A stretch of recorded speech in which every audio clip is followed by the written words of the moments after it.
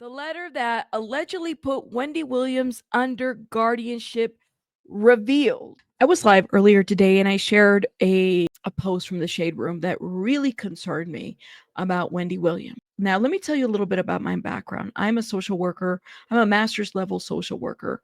And ever since Wendy's conservatorship, guardianship hit the media, I've always had a lot of questions, and I have a lot of questions about it now, simply because of the different moving parts and the fact that, it seems like Wendy can't even have her most basic rights, which is just being connected to her family, being able to go where she needs to go, being able to talk to people and just celebrate her life to a certain degree, right? Just the basic rights of everyone, every human being, what we all want. Everything has been stripped away from Wendy Williams. Now, I want to talk a little bit about the Shade Room letter because I think this is like by far the most concerning thing. And it speaks to the level of corruption that is behind a lot of these judges, specifically the ones that are overseeing right now. Wendy Williams case, the ones out in New York that are part of this committee where they receive all these conservatorship, guardianship type of cases, and they appoint themselves, and the judge appoints them, and there's a list and there's a roster for them. That whole little group of judges, I have a lot of questions about. I've done deep dives because I have seen Sabrina Morrissey's cases in the past, and I have reported on them.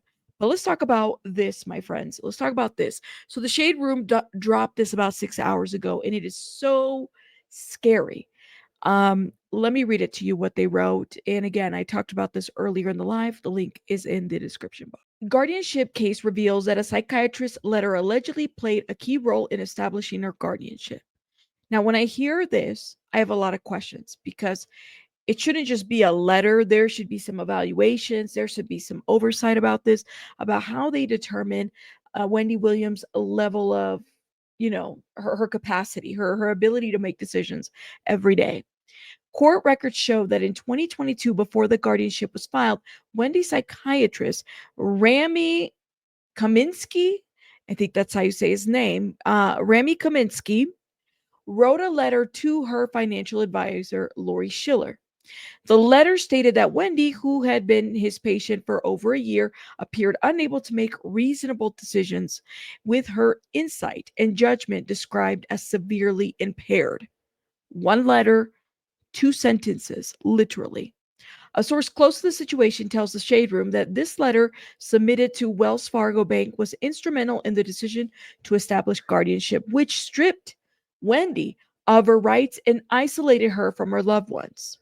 The source believes that the letter reflects a premeditated effort to undermine Wendy's independence. The word premeditated is huge here, okay?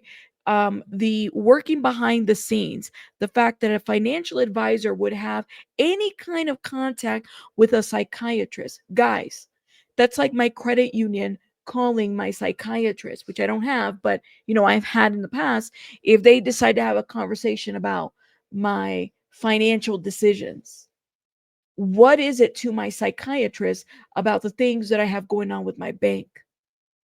And why is my bank interested in my healthcare information or anything like that? And it's not even a bank at this point. Well, it's Wells Fargo, but Lori Schiller specifically. By the way, how is Dr. Rami not violating HIPAA by talking to any kind of financial advisor about Wendy's well being? Like, did Wendy sign forms for her financial advisor to talk to Dr. Rami? I have a lot of questions about that. People tend to lose their licenses over this. How did this happen? And how was this orchestrated? I have a lot of questions, and I think we need to ask. We do. I have a lot of questions about Lori Schiller, specifically like why she would even request that. Why was that her place? How is that her place? And of course, knowing that whatever the psychiatrist is, that's like, huge information that could really get, people locked away and their rights taken away. Let's keep going with what the Shade Room had to say. Okay. The sources believe that the letter reflects a premeditated effort to undermine Wendy's independence. These two sentences from a doctor shouldn't be enough to take away someone's right. This document should never have been shared with financial advisor or a bank. Never. Never. Okay? Right there, my friends. I mean, unless a court is ordering some kind of a letter or something from a healthcare provider, which even that doesn't even sound right, to be quite honest, unless there's like a treatment plan or something like that, unless there's like jurisdictional things happening there where somehow the court is able to ask a psychiatrist to give them their client's information. Even that's off in general. But let's keep reading this. It further reveals It was further revealed that the guardian, Sabrina Morrissey, was appointed from the start rather than being selected from a list of court appointed guardians. Why did they select Sabrina Morrissey?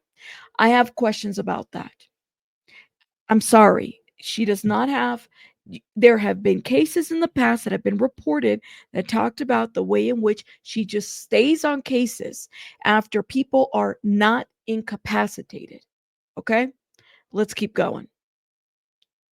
The source claims that when Wendy attempted to fire her financial advisor and manager, the guardianship was used as a form of manipulation. Interesting.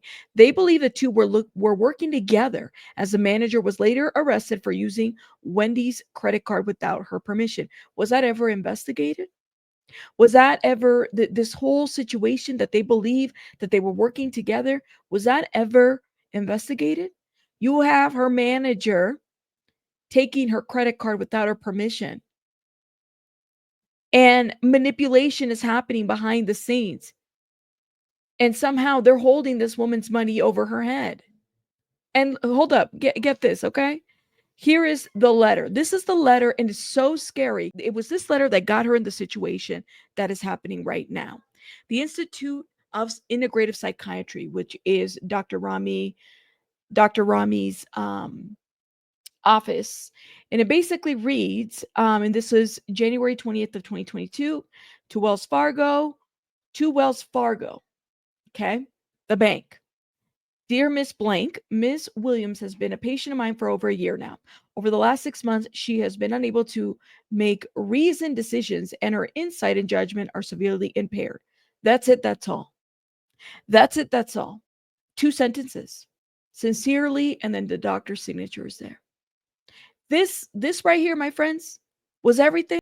By the way, it's on an institution letterhead, right? Like it's on the letterhead of this guy's, this Dr. Rami's office, but there's nothing official there. I see a signature, but there's nothing official there. Did this guy go testify? What did this guy do to support this letter? Did he provide any type of insight to maybe evaluations or things, or things that might have happened? It's not so much a mental health evaluation, because anybody can get that, or psychological evaluation. What about a neuropsych? What about, all these other evaluations that go into determining whether somebody is incapacitated? And how does a person that's only been treating Wendy for a year, over a year, how do they know that Wendy is completely incapacitated based on this and unable to make reasonable decisions or reasoned decisions? This is crazy. But the crazy part to me is, like, this can happen to just about anybody, guys. If this is happening to Wendy, and this is why we should care, okay? If this is happening to Wendy, just imagine how many other people that don't have the resources or the social media connections or the media connections to fight this. Just imagine how many people are going through this by these people that have orchestrated this, in my opinion, allegedly. What do you guys think? There's probably a lot of people that have been caught up on this. And the crazy part is this, and I've said this in the live stream too. I have a lot of questions about Gina Lisa Monterosso. Miss Gina Lisa Monterosso, how does a health advocate, what is a health advocate exactly? First of all, you were her friend to health advocate. I have a lot of questions about that. That does not make sense to me. And a lot of us do not like to be manipulated. When she went to the People website and did her little interview there and basically told people that Wendy Williams requested this guardianship, guys, This doesn't look like something that was requested by a person. You're not going to gaslight us, the audience. We saw what we saw. I saw a person that was set up to have this guardianship situation happening to them. You cannot say that Wendy requested a guardianship and she thought she was going to have her financial people and that was it. She already had a financial person. Why would she need a whole court oversight over everything, over her rights? Not even her money, but her whole well-being, her rights, her medical decisions, who she talks to, who she doesn't talk to, who she sees, whether she can see or can't see her family. How do we go from she requested this conservatorship to this is happening behind the scenes? It doesn't make sense to me and I'm not buying it.